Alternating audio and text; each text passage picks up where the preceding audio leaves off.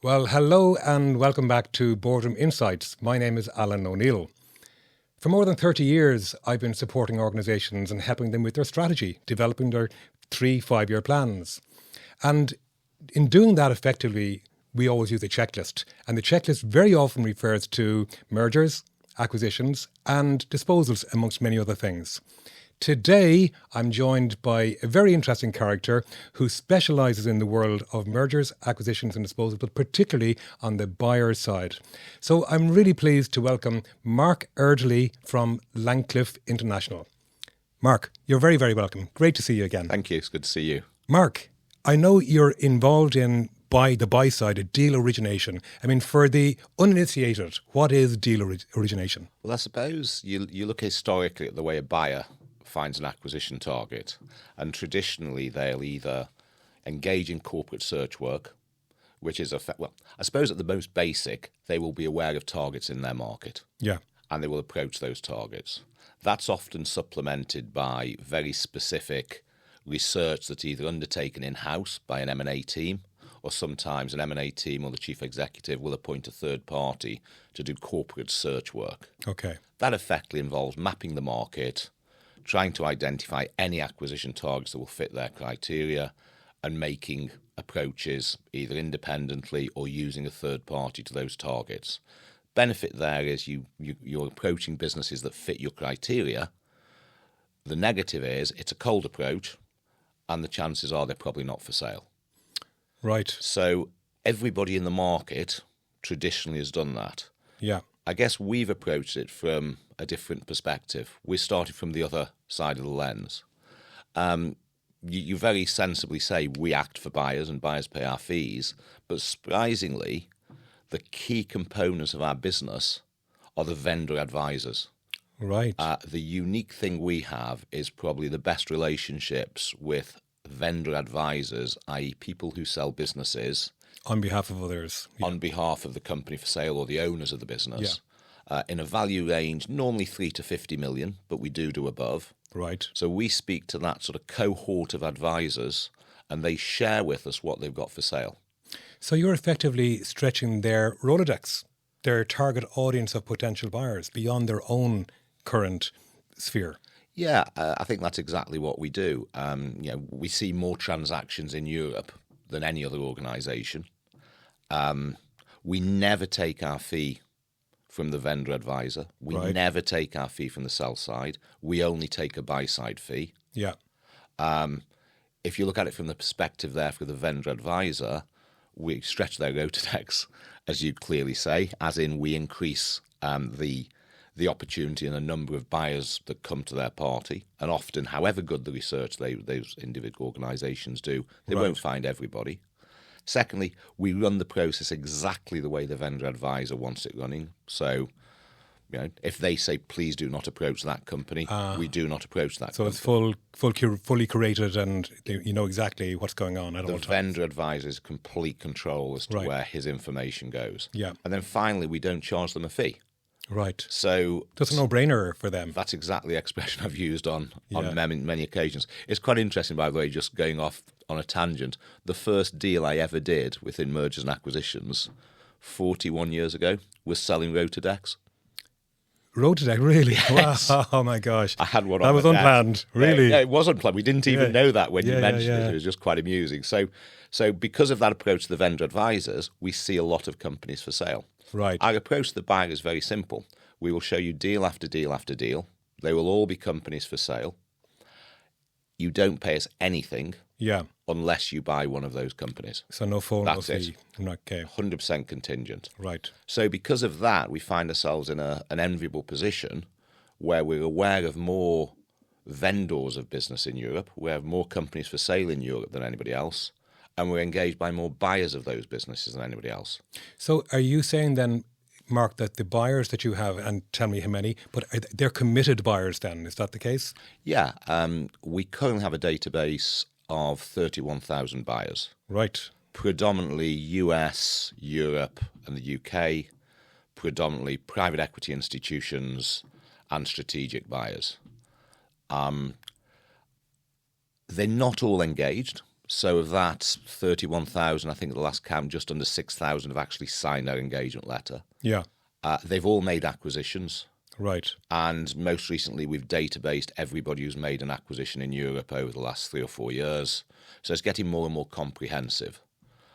We have exceptional coverage. We're engaged probably by 70% of European private equity firms and an increasing number of strategic buyers or corporate buyers, but they're more difficult to find. Yeah. The sole raison d'etre of a private equity firm is to do deals. Of course. So when we turn up and say, we'll look for deals and find you deals and we won't charge you anything unless you buy it, it's manna from heaven from them. Sure. Strategics and corporates are more difficult for us to find because the CEO of a corporate and the FD of a corporate have a lot more things to consider than purely an acquisition. Right. So there's a lot going on, but whereas a vendor advisors already, that's their total focus. Not the vendor advisor, sorry, the private equity firm. Sorry, the buy right. side. Okay. But yes. Okay. So how do you match the buyers then to the potential vendor? How does that work? We start with a sell-side opportunity, so a firm of either business brokers at the lower end within the UK or accountancy practices with corporate finance functions or specialist corporate finance boutiques. They will provide us with a teaser. That teaser is inputted into our system. We're actually starting to use AI now so that can be done automatically. And speeds it up. Receipt of the teaser speeds it up. That goes into our system. A match is then made by our system. Our system will say, based on the criteria of size, geography, and activity, these are the 176 buyers who would be interested in that. Human intervention then comes in. Distills that down further. Distills it down. We have a lady whose pure job is to do that, looks at keywords, tries to identify which of those 176 are the most suitable, maybe moves, 96 to 100, those buyers are not suitable for that target. That list then is further distilled by being circulated to the buy-side team, where individuals in our team will have specific responsibility for buyers, and their job is to know the acquisition criteria of those buyers. So if the name of one of their buyers is there, they'll go yes or no. Right. And maybe they'll come up with ideas from their buyer list that the lady doing the initial research hasn't found. Yeah. That will then give us a list of, 50, 60. It could be anywhere between 10 and 80, depending on the disposal mandate. Well, indeed. I mean, I know, as you know, Mark, Yeah. I introduced a couple of situations of clients of mine who I knew would potentially be in the market, Dubai-based, but also even in Ireland and so on. And what I found interesting was that once we came to you with this 3 or 4 line teaser, I mean, that's all it took, 3 or 4 lines to give a high level perspective, no names attached, of the industry that they were in, the size of the business and so on. You were able to do the search. And I remember on the couple of occasions you distilled it down to about 15 names, which I then passed on to my client for them to then say, oh, hold on a second, do not speak to them, or yes, tell us a bit more about them. I mean, that's typically how this operates. Yeah, and I think the point about don't send it to them is absolutely critical, because we've spent 12, 13, 14 years making sure that the vendor advisor community trusts us. Yes. And we have an expression in our business, which I apologise to any buyers that might be listening, but it's simply the vendor advisor is king. Yeah. Our business is built on the fact that those vendor advisors trust us. Right. So we're absolutely clear that their interests, in a strange way, come first, even though the buyers are paying our fees. No, but I mean, it just protects the integrity of the whole process, doesn't it? Yeah. So once then that potential vendor distills the list down, they go back to you. So then NDAs kick in, isn't that right? Where you then go... we will approach the buyers. They will tell us whether or not they're interested. Yeah. If they're interested, we will arrange an NDA from the vendor advisor. Right. So if you progress a transaction all the way through, we will move an NDA from the buyer to the vendor advisor. We'll move it back from the vendor advisor to the buyer signed. Yeah. It goes back again to get an information memorandum. Sure. The information memorandum goes then. Quite often then, that's all we do. Right. At that stage, we stop. Yeah. And the two parties know each other. They arrange a meeting. Sometimes we're invited to get back in and, expedite something, or in a very small number of occasions, try and iron out an issue between the parties. But that's not our role. We're not advisors. I've Right. worked in corporate finance advice, so I understand the processes and the issues and what the negotiations. But that's not what we do. We purely make the So introduction. you're matchmaking. We're matchmaking, 100%. Right. So then other experts kick in then, whether it be lawyers or whether tax experts or strategic experts, that's all outside your remit. Outside our jurisdiction. Okay. So then if you think about the matching process, I'm sure there's a lot of kissing frogs goes on here too, Massive. Mark. Right. From our perspective, Yeah. we see 2,000. I'm not going to be able to do the maths on this, but never mind. We do see about 2,500 mandates a year, and we complete about 30 deals. So if you extend the maths, we're probably doing, I can do 1%, 1.5% or something. 1.2% Right. of the mandates that we actually see Right. will result in a completed transaction. Okay. And Mark, do you have competition? Because I hadn't heard the term deal origination before, so perhaps it's not my world. But do you have competitors in this space? It's interesting to say how we define competition, because the competition is anything that gets a company for sale to a buyer. Of course, yeah. But So- that might be ad hoc though in a lot of Yeah. cases. So if you started looking at the competition that starts from the sell side, the first element of competition is the vendor will know the buyer, pick up the phone to him and say, I'm considering selling, would you be interested? No advisor. That's, if you like, competition number one. Competition number two is the quality of the advice and the quality of the research that a vendor advisor will do. So to the extent the vendor advisor identifies the buyer and can contact the buyer easily, that's competition. Yeah. What is emerging is a form of competition. There's nobody who does specifically what we do Right. anywhere in the world. Right.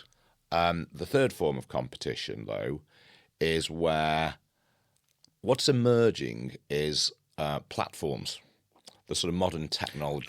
Yes, I've heard about this. Yeah, And there's yeah. a number of platforms, some of which are very good, Like the dating sites, effectively, like the isn't dating it? sites. Right. And they have various, various operating styles, various financial models as to Yeah. whether they charge the buyer or they charge the seller, whether it's success or subscription both sides. So when these sort of electronic platforms started to emerge, I regarded that as a threat. Doesn't seem to have turned out that way, because I still think there's a very high proportion of individuals both on the sell side and the buy side that like the human touch. The relationships, it's high touch, yeah. I think the fact that we're not charging the sell side anything and Yeah. the buy side only pays if they make an acquisition is attractive. And I think the vendor advisors in particular, once you get above deals which are worth probably more than about £10 million, they're probably a lot less keen to stick them on platforms I'm sure. for confidentiality Yeah, reasons. And I think finally, what seems to happen is if a deal is on a platform, some of the more serious buyers will say, well, if it's on a platform, anybody can get access to it. Maybe I'm not as interested. Whereas I think the vendor advisors who run far more discreet processes, i.e. they only approach a limited number of buyers, Okay. that's more appealing to the buyer. Is there a difference, Mark, between on-market and off-market? On-market, yes. I mean, off-market is... On-market is what I'm describing. It's Yeah. a company for sale. Right. And Off-market is something where the company is not formally being mandated, but obviously if a transaction materialises, it's something where they will consider selling. right. So a lot of the buyers will prefer on-market deals because there's less competition. Okay. Right. And for what it's worth, we've acquired now a off-market search business Oh, right. that does off-market search. All the players, all the big four, the investment banks, the next tier of accountants, the corporate finance boutiques, they will always do some form of off-market search. We steered clear of it because we just felt we Heretofore, got something completely and utterly unique on the on-market, and therefore why not build out and build the on-market and not become Me Too by doing off-market? Sure. A number of our buyers, though, would say to us, you show us deal after deal after deal after deal. We've been doing it for 9 years. You're helping us in a way, but we're yet to pay you a fee. how can we help you? Well, it suddenly struck me Okay. that a lot of those buyers used off-market search work. Right. So we've now got an off-market search business. But because it isn't the main thing, we're very competitive in that space. Yeah, yeah. You know, and we're very good, but we're very specialist at it. So Langcliffe is, are you suggesting 9 years old? Langcliffe, no, that was just somebody said quite recently, Oh, I mentioned see, in right. 9 years. I think Langcliffe was set up about 12, 13 years ago. Okay, right. And you're the only one in the space right now. So how do you defend that now? I mean, obviously, if an online platform does come along, that's zero touch, perhaps low touch or zero touch. Your USP then is the high touch element. I think what my view on the online platforms is I almost welcome more online platforms, because I think if one online platform emerged and was the online platform, Right. it would be more of an issue to us Okay. than if there were many online platforms. Why don't you do it yourselves? Well, it's very interesting. That is continually being considered, because we can bring 31,000 buyers to any of the companies Right. that come to the market. I think it's because to date, nobody's really needed or wanted us to do it. Right. Obviously, the online platforms are creating a different mechanism whereby a vendor via his advisor will get to a buyer. Right. So they're cannibalizing some of what we Sure. would otherwise be doing. I have to accept that. But it hasn't made such a big difference. But I wonder, would it shake the bushes? I mean, would potential vendors who are not in the mind to sell right now, but out of curiosity, just might go on and be tempted when they see A buyer. A buyer. I think we have to be very careful on that, because our sell is to vendor advisors. Yeah. So if we start cutting them out of the process, whereby a vendor finds a buyer, Right. we might be starting to Fair point. annoy Yeah. our key constituents, who are the vendor advisors. Right. That makes sense. Right. That makes sense. But tell me, what's the market like these days? I mean, there's a lot of turmoil in the world.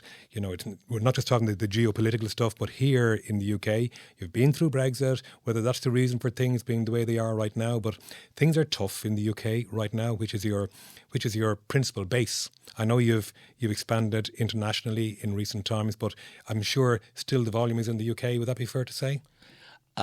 Funnily enough, far fairer to say in the last, say, 6 months or even 9 months than previously. So we started out expanding into Europe 5, 6, 7 years ago. Okay. There was a number of, and you know, we were increasing our European buyer base, and the number of European buyers doing deals both into the UK and the rest of Europe was increasing. We were contacting more and more vendor advisors in Europe. Mm-hmm. So Europe was becoming quite a big part of our business. I would say that if you take 2023, and I'm making this figure up because I don't know it, I'd say that 40% of our deals had a European component, or certainly 40% of our fees. Because the interesting thing about Europe for us is once you start going cross-border, the difficulty for an advisor to find a buyer is ratcheted up. Of course. So Familiarity is down and all of that, yeah. And therefore the average size of our deal was higher. Right. And right. the fee was higher. So I would say 40% of our fees came from cross-border transactions.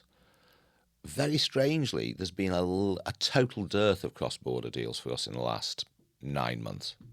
There might have been one or two. And when I look at, we're a very statistically driven business. I'm sure. So we measure, how many deals at each stage of the process, what the conversion ratios are from each stage. And as of today, we have some 26 deals that are sitting at heads of terms. And of those 26 deals, 24 are UK on UK. So we've seen massive growth, We've seen a very significant step forward in our UK activity in the last 4 or 5 months, which I can't explain. Could that be a symptom? I mean, I'm curious, do you see an uplift when things are good or when things are bad, or does it make a difference? No, it's normally when things are good. I think when things are good, people feel more confident. I think when people are settled, when there's less uncertainty, things then tend to be better. There's more M&A activity. I think uncertainty is one of the key killers of merger and acquisitions activity. Which, of course, we can't ignore the fact that there's uncertainty coming out of the west of here in the US. And well, it's all that brings... Sorry, I didn't mean to cut you off. I think that's very, very relevant because we look at... We've gone from being a UK on UK business, probably doing sub £5 million deals initially. We then wanted to attract higher quality advisors in the UK. So we started to look at deals in buyers in Europe, moved up. We've now got good coverage of buyers in the UK and Europe, and our focus very strongly is buyers in the States. And when I look at the number of buyers in the States, funny enough, we've done 2 deals, hopefully by... if there's some wood, I'd touch it, because it's quite a decent size one that should happen by the end of this month. But the feedback from quite a lot of the UK, US private equity firms and some of the US corporates seems to be, do you know what? Let's just wait and see where tariffs settle. We really don't want to be going cross-border until we know what's happening with tariffs. So I suppose, Mr. Trump has had an impact on the market from what we can see, which is a number of our US buyers seem to be less keen at this precise moment to do cross-border transactions. And let's hope that's temporary. I mean, after all, the presidency the term is 4 years. 4 years is a long time. And the halfway through, there's the midterm elections. Yeah. But look, right now we have unbelievable uncertainty. But the market here in the UK is just a bit unsteady too. I mean, 100%. The national insurance increase recently has just significantly impacted bottom lines. Has that impacted activity here? Well, I'll just come back to the US and the 4 years. I don't think if certain decisions are taken and it's happened and everybody knows what the state of affairs is, almost whatever that state of affairs is, the certainty and activity will happen. Yeah. The problem at the moment is you haven't got a clue what's going to happen, and that creates the uncertainty. I think when it comes to the UK, I obviously speak to lots of people in the market and lots of vendor advisors, and quite a lot of people are saying it's tough. For whatever reason, we're not seeing that. We're seeing... And maybe it's just something that we were very unlucky the last 6 months of 2024. It was a tough period for us in terms of revenue for various reasons. This first 6 months of 2025 for the UK side just seems to be flying. So maybe we're just riding a bit of luck. Who knows? Right, okay. And tell me then, moving on to the buyers the vendors and their thinking and what's going on in their world. Valuations is an obvious one that I want to talk about. I mean, how are valuations arrived at? And I know how long is a piece of string and all that, but in your experience, what tends to work? I'm always a little nervous in answering questions that suggest that we sort of have any academic or that type of view, but each one is different, I guess. I think each one is different, but I think the most common metric is a multiple of EBITDA of some sort. And the phrase sustainable EBITDA crops into that. That will then be adjusted depending on the sexiness of the sector, the rate of growth of the target, and then there'll be an absolute calculation relating to the debt or cash sitting in the business, which will either be subtracted or added. Yeah. So I think the straightforward answer is it's a multiple of EBITDA. Right. I think what we're seeing in the market at the moment is what was seen in the market in 2024, because I did speak to a number of buyers about this, is that they were making offers based on 2023 performance and anticipation of 2024 performance. And towards the end of 2024 or from that performance was going southwards. And as that performance was going southwards, the initial price offered wasn't justifiable anymore. Sure. And therefore there was a degree of we need to reduce the price, which killed a lot of deals. Or wait, right. And I'm not sure that stability and profitability and that confidence from the companies themselves is actually changing. I mean, even this morning I spoke to somebody and they said that they were having to review the nature of the offer because February's management accounts weren't what they were expecting. Oh, right. So I think that is starting to impact. So are you saying that a number might have been landed on before the February management accounts, but then the February management accounts changed the buyer's thinking and a value? In that particular instance, this feeling of uncertainty, you're seeing buyers move towards things with strong recurring and predictable revenue. So margins too, I'm sure. yeah, and if you take the accountancy profession, for example, there is like a feeding frenzy in that profession.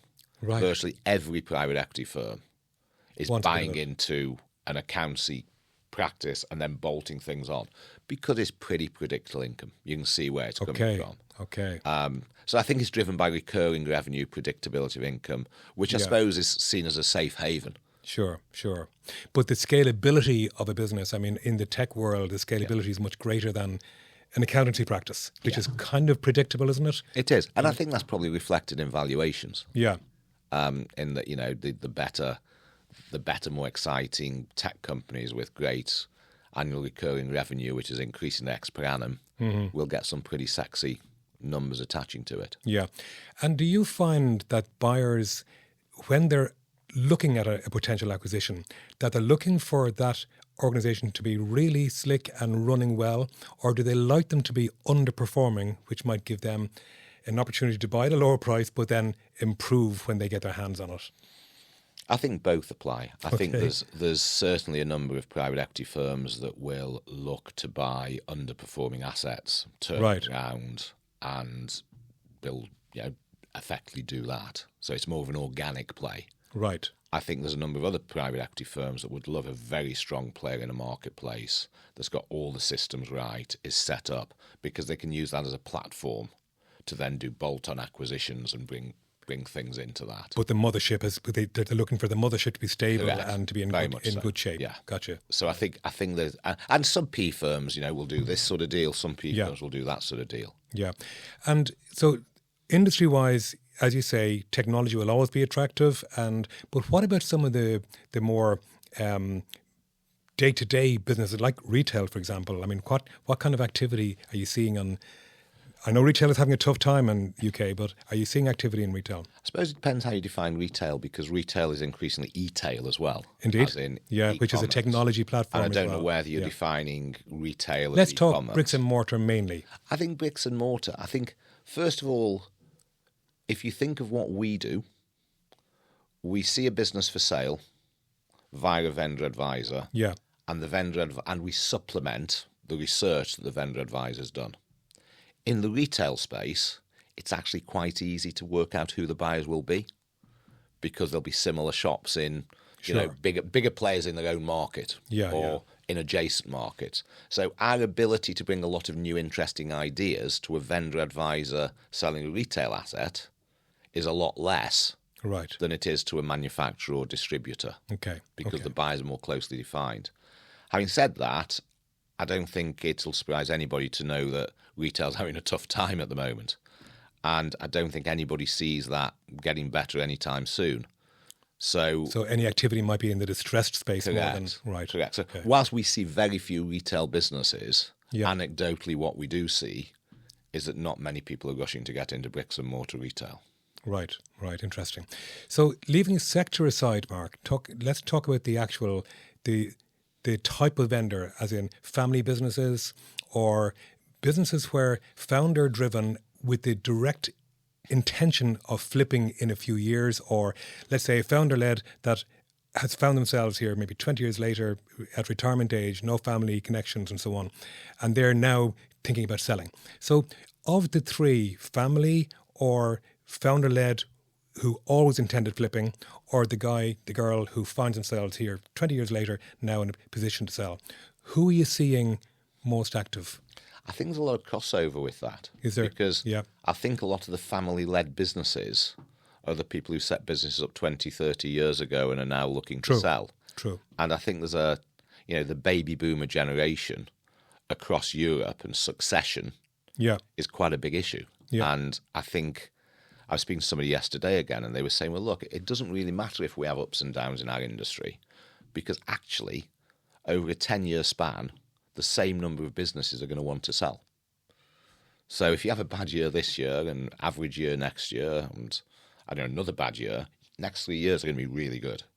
So I think that's something, actually. I think there's a stability that is just brought about by people not being able to sell and therefore selling the next year. Right.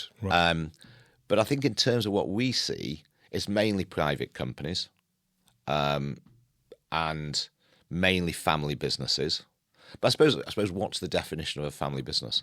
Is Langcliffe a family business, as in it's my family's wealth, I guess? Right. But, well, if you to make it simple for this conversation, I guess it's where there might be children that are willing to, or have already been passed on to them, the business has been passed on to them, or they're in the wings or something. I guess in that context, I mean, I'm also leading on to the point about the sentiment and the emotion of the seller.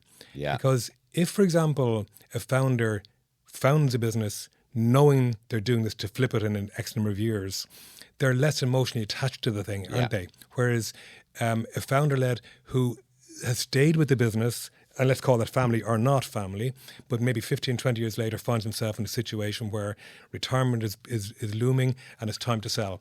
But the emotion, the letting go must be very difficult. Yeah, I think the family businesses where it's gone through generations and comes to the market, I wouldn't say that's a high proportion of what we see. I think we're seeing far more somebody who's got into a business for whatever reason. He's built it over anywhere between 10 and 20 years, maybe 30, and he's now ready to sell. If we come back to their emotions in a second, there is the person you speak to where there's an increasing number of people who in the last 10 years have done management buy-ins of some description or acquired businesses using external capital, and they are often on a very clear time agenda. Yeah. They're coming in, they're going to build over the next 5, 6, 7 years, and then they're going to disappear into the sunset. I think you're 100% right. The emotions there are all about money. I think, though, increasingly what I perceive that a lot of advisors and possibly buyers miss is that price isn't the main consideration. You know, if somebody's going to get between 10 and 11 million and they're the main shareholder, it isn't going to make a jot of difference to their lives whether they get 10 million or 11 in a post-tax, whatever the tax rates are. So quite often I see and believe that it's the softer things. It's believing that their people will be looked after. Right. Believing that the business won't just be absorbed into the acquirer. It'll retain its own identity and even grown. You know, the loyal driver will continue driving for the new owners. It's as simple as... And I think sometimes buyers forget that. Right. It's not all about the numbers. And also, I think in a lot of these situations, if there's a good vendor advisor, the buyer has to realise he's in a competition. And I just increasingly don't believe that's purely a price competition. I think it's a sentiment and emotion contribution. Right. Okay. And I think their approach is really important. Interesting. And if you're advising anybody listening that is considering selling, what steps would you advise them to take to, I mean, ultimately maximizing price, you can't ignore that, even though the point you just made is a very valid one, but also protecting the team or customers or whatever. What advice would you give anybody that might be thinking about selling to get themselves ready? Well, I was going to say the first phrase before you said it at the end was prepare. Right. So start producing high quality financial management information that is easily understandable by anybody look at it 2-3 years before the sale. 2 or 3 years beforehand, right? Just so people can compare what's happening. It gives the buyer so much confidence to see that information. Yeah. I think I'd also think that if you're, a vendor and you're about to sell, don't suddenly think, well, what do I do about the management structure? If you're the seller, by definition, the buyer is going to look beyond you to see what sits beneath you. Yeah. And I think you need to start structuring the business and the way it runs and the roles everybody has in it such that you could almost be the buyer. Right. And you could look at it and think, well, it runs without me. Yeah. So I think make yourself redundant. Interesting. Is probably not a bad bit of advice. Well, in two of the situations that I brought to you recently, Mark, one is where the vendor might sell their business, but on the one hand might also take investment, whereas the particular buyer that we've matched up in this situation, the buyer wants 100% in. So it's all in or not in. Whereas another one we're looking at where there might be an earn-out. Yeah. I mean, what are you seeing trends, if there's at all a trend in either? I think there's been an increase in earn-outs because I think if there's uncertainty, so if nobody knows what the business is going to make because of the markets in the next 2 or 3 years, but the vendor's optimistic, the buyer quite sensibly is being cautious, then the buyer will probably turn around to the vendor and say, well, look, if you can deliver that, we'll pay you more. Right. But I think earn-outs have their own particular issues around the vendor being allowed to stay and control his own business to make sure he delivers the profits. Yeah. And quite often the buyer wants to take control very, very quickly and do his own things with the business. Right, okay. But I think sometimes that earn-out bridges that differential expectations as to where profits will go. Cool, okay. Mark, we're going to take a break here and come back to this just after this. Okay.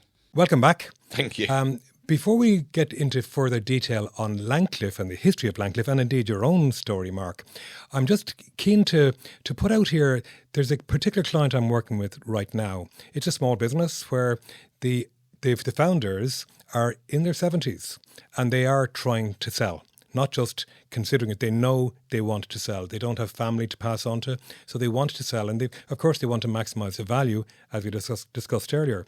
But actually, they have a bigger concern, and that is around protecting the team, because they've got some very loyal managers particularly, and indeed, there's a lady in the office. This is an organisation of about 100 people, but they've got some very, very great people that they want to protect. And they're very concerned, therefore, about how do they ensure the future for those people, that they don't end up with on the jobs market in a new acquisition. And I guess what I'm coming from here on this is there's a couple of things that I advise them on. One is around culture, and the other is about clarity around accountability. So in other words, if it's very clear that the senior people particularly have been doing a particular job, and that it can be accounted for in whether it be annual reviews or other KPIs that show clearly the value of those individual people, that should be documented and made very clear on the one hand, I believe. And the other thing that I believe is that the need for a defined culture. Mark, so many organisations, well, every organisation has a culture, but very few can actually define it. Very few can actually put words. You might find loose words like, oh, well, we're customer-centric, or we're team-focused, or we're very people-centric. They're kind of very good words, but culture needs much more definition than that. That when they are then talking to a potential buyer, they can be clearer, not just about the business that they're in, the customer base, the products they're selling, but also to be able to define the culture. And I think that's something that I advise them to do, which they're taking on board, and they're now actually putting some work into. But I'd be curious to get your take. How do you, in your world, make sure that those, if at all, they can be protected, but that those people can be protected? I think we're not, if you're applying the question to a third-party organisation, I think the points you've made are very, very valid. And I think that at least creates a situation where the value in those individuals can be seen by a buyer. Yes. I think, though, when you actually look at what happens during a sale process, quite often the buyer is going to assess whether the cost of employing that salesman, however good he is, is worth using his own salesman. If they're, for example, looking at potential synergies where they can cut costs and something, I get it. And I think it comes back to something I said earlier about emotion v price. Yes, right. In many ways, they're going to make that decision themselves. Yeah. I think they should protect it in the way you've said. And I think the way they protect the jobs in the way you've said is if the buyer isn't necessarily somebody who can extract a lot of cost reduction from the transaction. So it's finding the right match then is what Correct. You're saying. Right. Unfortunately, the buyer who can extract the most costs from the transaction, i.e. take out more of the overhead in the target company, is probably going to be able to pay the higher price. Okay. Because he can look at the adjusted profit in his own mind, of course, minus these costs, however good some of these people are. Right. So I do think part of that sits on the owners themselves, in that they have to accept that if they really believe that, there's going to be an opportunity to them to demonstrate it. Yes. When they get an offer of 12 million quid from Company A, and it's absolutely clear what Company A are going to do with it, which is get rid of some people here, as opposed to an offer for 10 million from Company B, that they're probably not going to do that.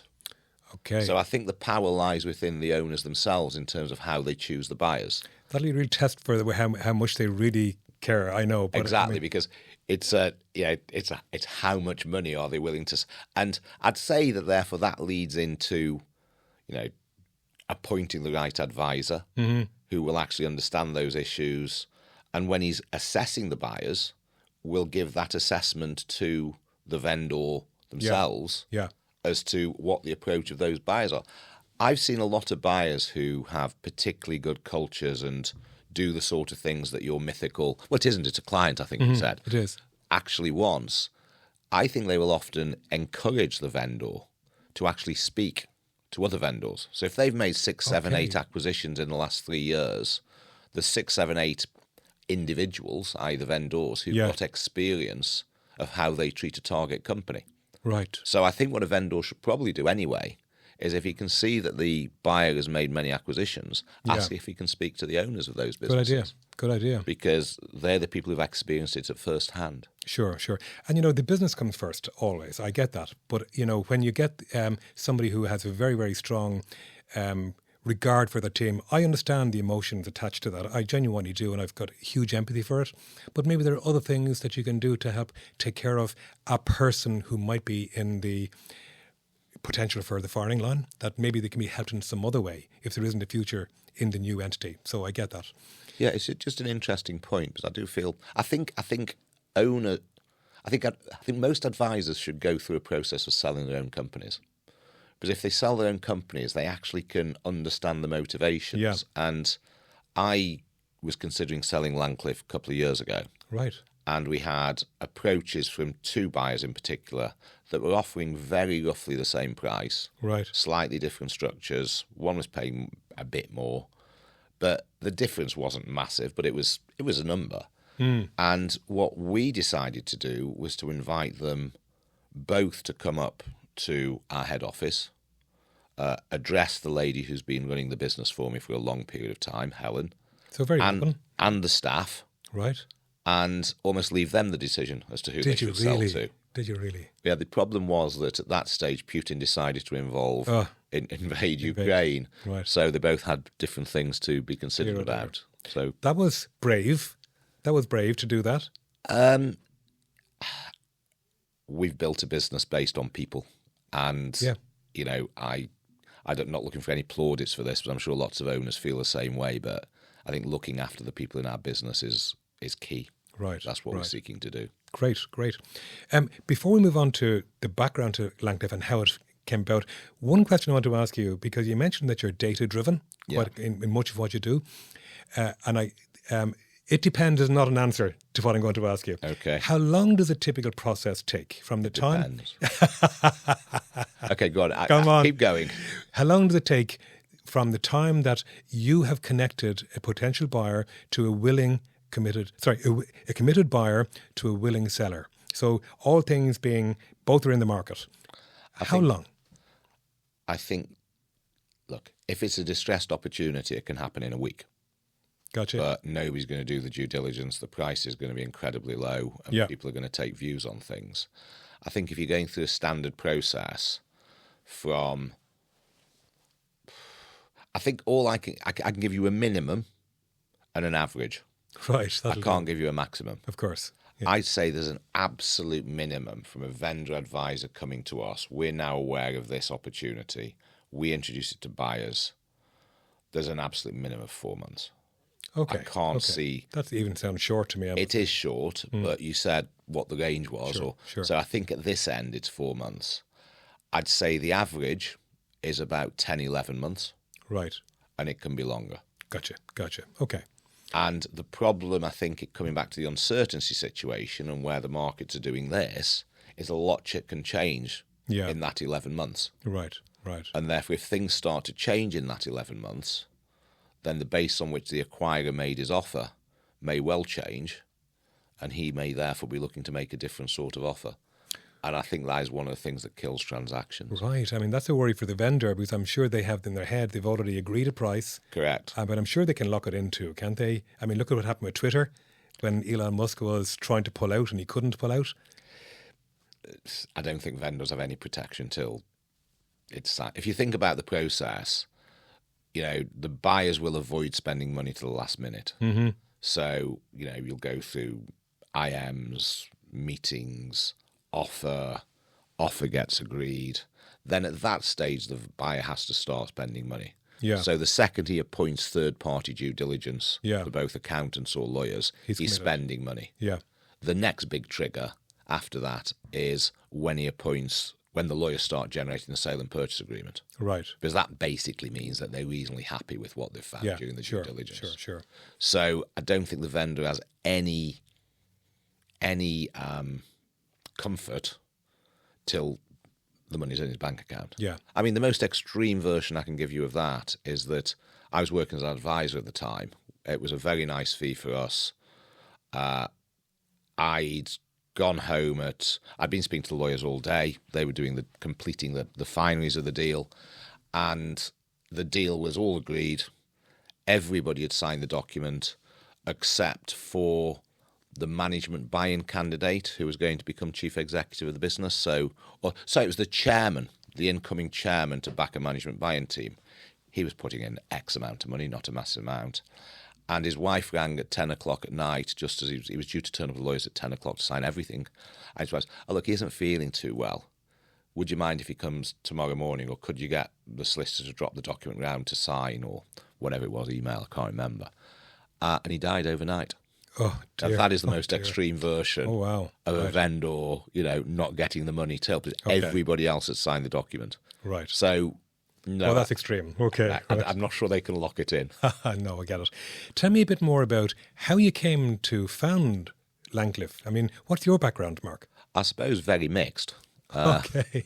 I went to Cambridge, played a lot of football, managed to get a degree in spite of playing a lot of football, joined a merchant bank, did reasonably well, got seduced away by a public company, became director of corporate finance, sort of got that all wrong, really, in terms of interactions with people. Spent 10 years between the age of 30 and 40 largely doing my own thing in and around M&A. Oh, right. Including quite an entertaining but ultimately very disturbing engagement with a very, very high net worth. I looked after what he did in the UK. Went into the accounting profession age 40. Between the age of 40 and 50 was probably the least successful partner in an accountancy practice ever. Such that I don't mind, I'm very open about this. So age 50, my liabilities were greater than my assets because of the partnership debts I'd taken on. I then worked out that even though I was being really well remunerated from a director's point of view, I was working in a firm that didn't have partners. It had been sold. It was a public entity. I just couldn't make the numbers work. I'd been fortunate in a way that I'd never worked for a sort of a PwC or KPMG where to a degree you win business. Obviously, there's some fantastic people out of those organisations, but the badge wins you business as well. The way I'd won business was by taking ideas to people and engaging with them by taking ideas, and mainly acquisition ideas. Right. That then became a little business, which had 2 or 3 people. Give me an example of that now. When you say you take ideas. I don't know. I decided there was a business way back called Scottish Heritable Trust, and I got to know a guy, an individual there, who ran it, and he said he was looking for advertising agencies. I'd scurry around in the Financial Times, which is where businesses were advertised there, and if there was an advertising agency, I'd drop him a quick email. So I kept in touch. And the reason that worked is by being in touch with him when he then had corporate finance work to dole out, I'd be uppermost in mind. So my team would do it. So it was taking those sort of ideas, or the business brokers had companies for sale, and anything for sale that was circulated, I'd try and work out who'd be interested in it and take it to them as an idea. Right. So I built that into a slightly more formal business. I was sufficiently senior in the accountancy practice or corporate finance business to have my own little team, and I had a PA and one other person sort of running that business. We earned a few fees, and then they had to make costs cutting, and I was pretty senior. I was quite a nice chunk for somebody to take out. Well, I said, don't just take me, take this little team. And they gave me a bit of money to go. And then with the team, I set up Langcliffe. We started initially just 2 or 3 of us, focusing largely on £1 million deals, really easy deals. Didn't do that many. I had a fantastic partner who backed me. We didn't take much money. In fact, I took £150,000 But for three of you. just to fuel the overheads for a couple of years until we built the volume. You need volume in what we do. We did it within the UK. We extended it into Europe, and now we're trying to extend it worldwide. And what I've found is in what we do, if we have one buyer, one seller, nothing's going to happen. 10 buyers, 10 sellers, ditto. 100, ditto. 1,000 buyers, 1,000 sellers, you might do the odd deal. We see 2,500 deals a year, and we've got 30,000 buyers. So there's enough going on within that space. What I'm very, very pleased about is that if you actually look at the leading deal origination platform in Europe, they to date have raised about £6-7 million, and I don't think they're profitable. Right. And the big player in the States has raised 40 to 50 million. Oh, wow. With different models. We've raised 150,000, and I think our model is superior. Right. And what's nice now is, having built a business to a certain stage, we employ 28 people. We're able to start bringing in a high-quality marketing guy, a high-quality artificial AI guy. Right, you've got that sufficient scale. Yeah, we've got sufficient scale that we can absorb those overheads. Right. And that will take us, hopefully, to the next level. So that's how Langcliffe started. So necessity is the answer. Necessity, well, I mean, which is often the reason. But so what's the future then, Mark? I mean, you're a young fella, I know, and like me, no plans of ever retiring, but at the same time, we got to think about the future.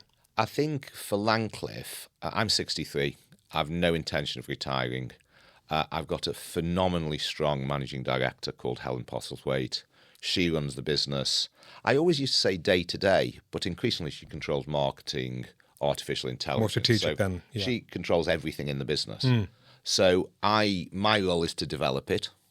It involves joint ventures with people who can bring us volume of transactions. So there's some smaller platforms in Europe and the States where if we bring our buyers to them, it can enhance their credibility in their marketplaces. Yeah. So we're looking at that. We're looking at, there's a very clear focus on the UK and Europe, but we've got 3 people, maybe 4 now, addressing the States. And that's a very interesting market. I don't actually know if this is correct, but I actually read that the US M&A market represented 61% of worldwide M&A, which when you throw Europe and Asia into the group as well, forgetting the rest of the world, is a phenomenal amount. My early little... adventures in America suggest that our model will work. But I think many businesses has tried to expand in the States too quickly and made mistakes. We're doing it from Eardley, West Yorkshire. So do you plan to open an office? In the States? Yeah. That's a really good question. I think what we're going to do is, we're fortunate enough to have another member of our team who is academically probably more intelligent than any of us. And one of the jobs he's going to do is actually answer that question. Right. How do we get into the US market properly? Right. How much do we throw at that relative to everything else? My sense is boots on the ground is going to make a big difference here. It is. But I'll give you an example of that. We very rarely meet our clients. So we have 6,000 engaged buyers. Right. And 24,000 on our database that we know to varying degrees. How many of those 6,000 buyers do we meet a year? 50? But I guess in this maybe not even that, to be honest. I guess, though, in this new protectionist environment from the US, I mean, having a registered office is going to be a question for you, I would suspect. But it's an interest. I'll defer that to the guys who are more intelligent than me. Right. So I think the answer is to do that, and then Helen, who's always held me back historically, quite sensibly, is now talking about global. So we look at China, we look at India, we certainly look at the Middle East. China and India are sort of in a box that just sits on a shelf and sort of has too difficult written on it. We've really struggled whenever we've tried to do it. I don't think we can do that ourselves. I think we'll need partners in the territory to do that. Right. Middle East, I think, as you know, Alan, we're starting to explore because I suppose that the issue I've seen with the Middle East, if I just focus on that, is we're probably strongest in transactions between 5 and 50 million. Heretofore. Sorry? Heretofore. To date. One of the attractions, well, there's 2 issues with the Middle East. Firstly, I'd like to feel that there are buyers in the Middle East or companies owned by Middle Eastern buyers that will make acquisitions sub 50 million. Because if we are the ideal people for them to speak to. Sure. But also, I feel if we can generally build a relationship with Middle Eastern buyers, they'll be a lot more difficult for the European advisors to get to. And therefore, that will increase the size of deal that we see. And it could just be the next stage in increasing the average size of deal we see. Because, I mean, the sovereign wealth funds are very active, aren't they? They are, but what I see them buying Sainsbury's and Man United, or at least trying to buy the biggest, United. Yeah, I get it. I don't see them buying a distributor of cosmetics making £2.5 million based in Birmingham. Sure. And we're more like, unless it's in the food space, because their food security is a big concern for them. So I do see that happening with food, but tends to be near sourcing, as in Africa, or geographically close to them. Well, it's quite interesting. I mean, I think you said, what can we be? You know, if we are truly global, we will be introducing African deals to Saudi Arabian buyers. Sure. At the moment, we're not. We've gone from UK deals to UK buyers. Yeah. Then we went from UK companies for sale to European buyers. Then it was Europe buying Europe. Now it's the States buying. So if we're sort of progressing internationally in that way, ultimately, why shouldn't it be? Of course. But I don't know. Of course. That's stargazing. Mark, I want to round up. If you were to wave a magic wand and go back over your career, what is the one thing that you would change? I would have set this business up 40 years ago. Well, no, I needed some knowledge. I probably should have set this business up earlier. Right, okay. And I think I probably would have stayed at the merchant bank that I was at longer rather than get seduced away by a Jaguar XJS, which I actually smashed on Hammersmith Bridge. No way. Yeah, anyway. Hilarious. Just one last thing. Yeah. Your surname, Eardley, where did that come from? Well, I've always believed it came from a village in Staffordshire called Eardley. Eardley, right. Because I was told that my family historically owned Eardley Hall and were lords of the manor. Right. But something went wrong along the way because my granddad's father was a miner. So clearly we fell on bad times. But I think it's from that area of Stoke-on-Trent. Because I did look it up. Did you? Yeah, and Google or whatever, it told me that it's from a village in Staffordshire. So whether it be Audley or Eardley, perhaps maybe it's the same it was story. One and changed. Maybe it started as Eardley and changed its name to Audley. Yeah. And I also heard that family names, when family names were taken from a village or a place, that tended to be the gentry. Whereas family names like Smith or Carpenter, they tended to be from the profession, and they were more the lower, back in the day, or working classes. So I'm speaking to gentry here today by the sound of it. I think you're speaking to gentry that's gone via various derivations to get here, but that's very kind of you to suggest that. That's it. Mark, listen, that's been a fantastic chat. Thank you so much. I mean, I think for anybody listening in, we'd have learned a lot about a business that I knew nothing about. I know you were the only, as it turns out, you're the only player in your space. But the concept of deal origination, where you are acting on behalf of the buyers, I mean, committed buyers at that concept is just, you seem to have cracked it and bringing a whole new, database to potential vendors. So it's working at the moment. It's working. Good for you. Long may it continue. Congratulations and to your future success. Thank you very much. Thanks, Mark. Thank you.